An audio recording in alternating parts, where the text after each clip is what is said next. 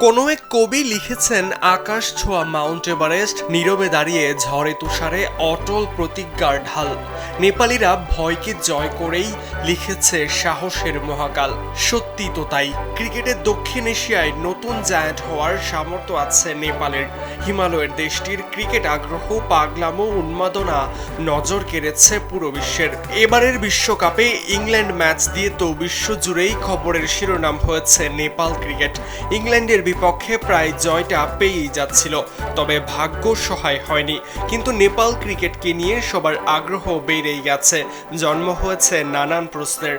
বদলে যাওয়া নেপাল ক্রিকেটের পেছনে অবদান কাদের? কোন পথ অবলম্বন করে সাফল্য পাচ্ছে নেপালিরা? নে দুই বেলা খাবি ফ্যান্টাস্টিক নিমো খালাল সল্টেড বিস্কুট। আর সেই প্রশ্নের উত্তর খুঁজতে গিয়ে পাওয়া যায় বাংলাদেশের নামটাও। নেপালের বর্তমান কোচ স্টুয়ার্ট ল, যিনি একসময় বাংলাদেশ দলের ব্যাটিং কোচ ছিলেন, যার হাত ধরে ছন্দে ফিরেছিল মুশফিক, রিয়াদ, সাকিবরা। সেই স্টুয়ার্ট ল নেপালের প্রধান কোচ হওয়ার পরই পরিবর্তন হতে থাকে নেপাল ক্রিকেটের দৃশ্যপট।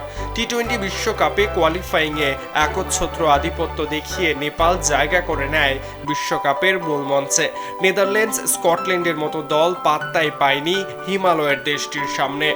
স্টুয়ার্ট ল দায়িত্ব পাওয়ার পর থেকেই নেপালের প্রতিভা অন্বেষণ নিয়ে কাজ শুরু করেন। তৃণমূল থেকে ক্রিকেটারদের সুযোগ দেন। দীপেন্দ্র সিং আইরি, রোহিত পোড়েলদের মতো সিনিয়র ক্রিকেটারদের নিজ হাতে পলিশড করার চেষ্টা করেন স্টুয়ার্ট লর অধীনে নেপালের ব্যাটারদের অভূতপূর্ব সাফল্য দেখা যাচ্ছে। ল সর্বদাই ব্যাটারদের আত্মবিশ্বাস বৃদ্ধিতে জোর দেন, উৎসাহ দিয়ে বেস্ট আউটকাম বের করার চেষ্টা করেন।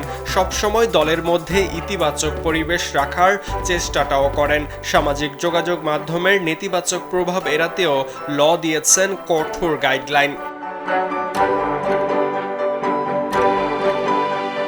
নেপাল দলটাকে দেখলে মনে হয় তারা দেশের জন্য জান বাজি রাখতেও প্রস্তুত। অনবদ্য স্পিরিটে তাদের সঙ্গে ক্রিকেট জায়ান্টরাও হিমশিম খাচ্ছে। তবে বাংলাদেশের সাথে জড়িত কোচ স্টুয়ার্ট লয় শুধু নন, নেপাল ক্রিকেটের উদয়ের পেছনে আছেন বর্তমান বিসিবি বস আমিনুল ইসলাম বুলবুলও।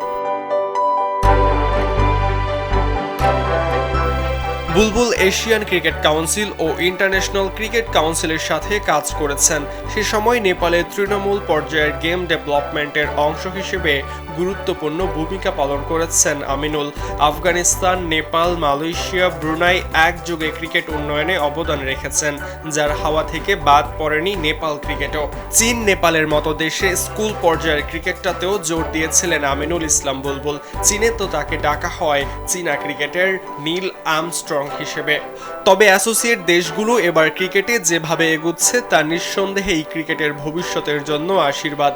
বাংলাদেশ, ভারতের মতো আইসিসির পূর্ণাঙ্গ সদস্য দেশগুলোকে আরও বেশি দায়িত্ব নিয়ে থাকতে হবে নেপালের মতো উঠতি দলগুলোর পাশে। সরাজয়ন, কালবেলা।